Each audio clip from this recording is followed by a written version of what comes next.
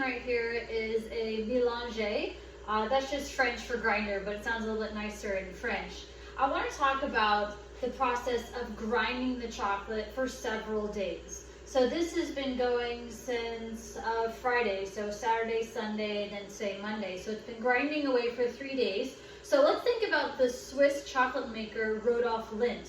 He was the first one in the chocolate industry to really discover this conching method. Now, conching chocolate is where you're processing the chocolate in such a way so that those hard, crunchy nibs are being broken down into smaller and smaller particle sizes, so that when you go to eat the chocolate, the nibs are so ground up that it gives the chocolate this smooth, creamy, buttery, fudgy texture to it.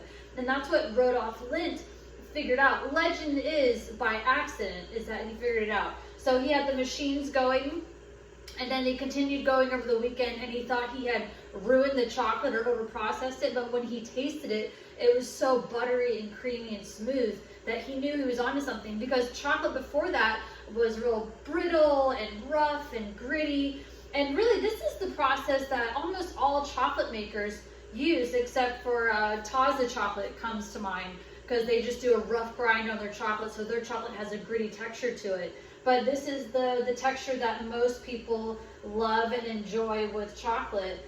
And you know, when you think about Lindt chocolate, those little chocolate truffles, they're just so buttery and creamy and smooth. And that's a processing technique that he figured out long time ago that people really love and enjoy.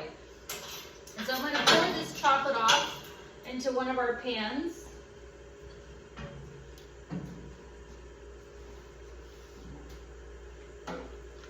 Got a little table down there.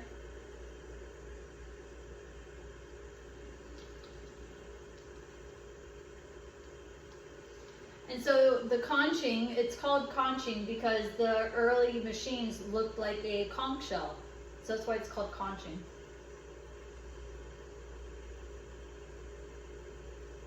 And I like to pour off the pans kind of thin because when this solidifies, I need to break it up to remelt it. So if it's too thick, it's really hard to break up.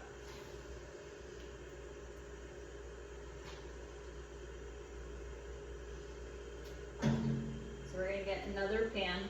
So Lindt chocolate is buttery and creamy and smooth because it's a processing technique that was figured out a long time ago that almost all chocolate makers use to this day because we just love that buttery, creamy texture in chocolate.